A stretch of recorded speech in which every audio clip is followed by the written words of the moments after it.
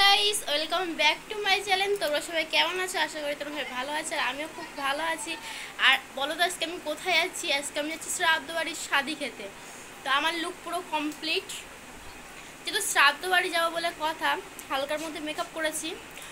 বলো বন্ধুরা আমার কেমন লাগছে? আমরা এবার বেরোবো, পুরো সাজাগোজা কমপ্লিট। আর শ্রাদ্ধ বাড়ি যাচ্ছি বলে কম সেজেছি, আমার ফুল লুকটা আমি দেখাতেও পাচ্ছি না। এই যে আমার ফুল লুক, আমি এরকমই সেজেছি। আমি একটা লাল শাড়ি পরেছি, একটা লাল ব্লাউজ পরেছি, উনি ব্লু কালার পরেছে, আমি ওনাকে বলেছিলাম। তো আমরা এবার বেরোবো, আমি বেরিয়ে আবার ভিডিও নিয়ে আসছি।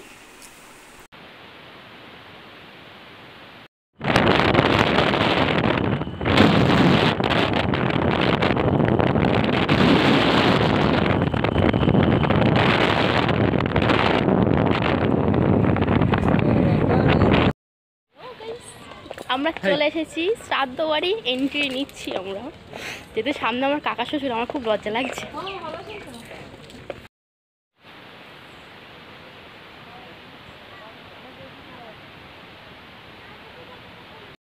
আমরা চলে এসেছি, আমরা এখন বসে আছি। এবার খাওয়া দাওয়া করতে যাবো, খাওয়া দাওয়া।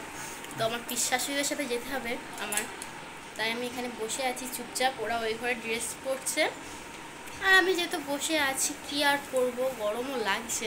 একটা ফ্যান চলছে, তাহলে আরেকটা ফ্যান চালিয়ে নিয়ে এরা। আমরা যখন খাওয়া দাওয়া করতে যাব তখন আবার আসবে ভিডিও। তো গাইস, আমরা খেতে চলে এসে গেছি, আমরা বসেও পড়েছি।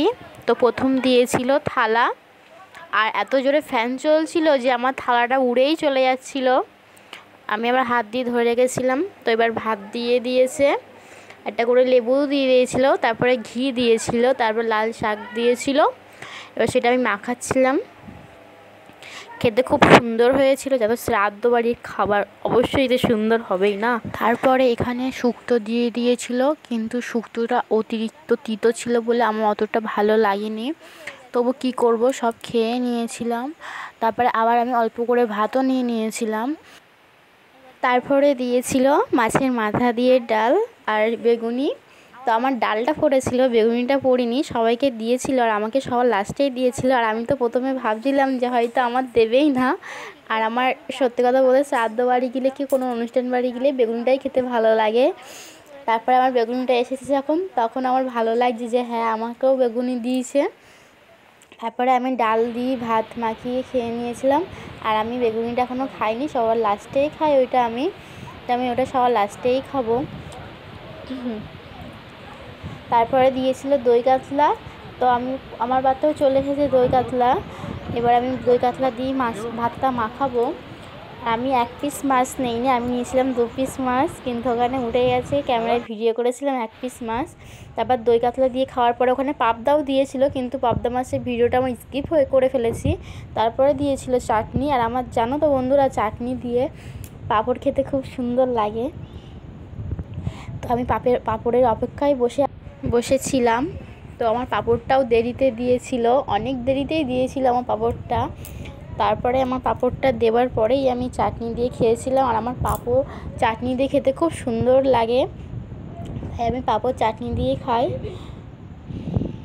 তো পাঁপড় চাটনি দিয়ে খাবার পরে আমার ওখানে দিয়েছিল দই। তো বন্ধুরা, দইটাও আমার খুব সুন্দর লাগে, কিন্তু এখানে দইটা একটু টক টক ছিল, মানে বেশি টক টক ছিল।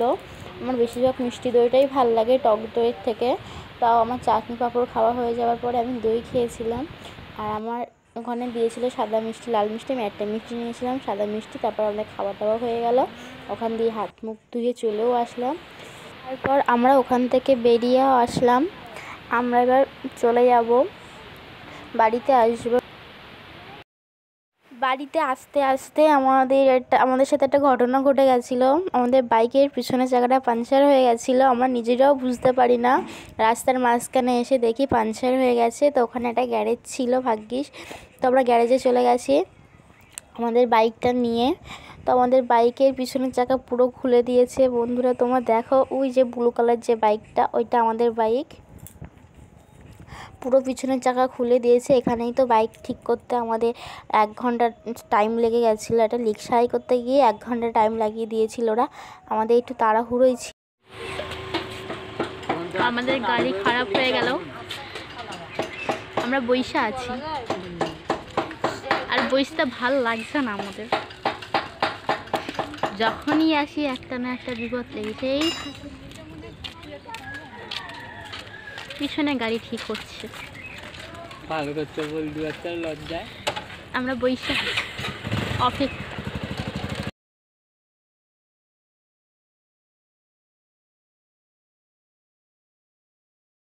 তো বন্ধুরা, আমার এখানেই ভিডিও শেষ। Tata, bye bye.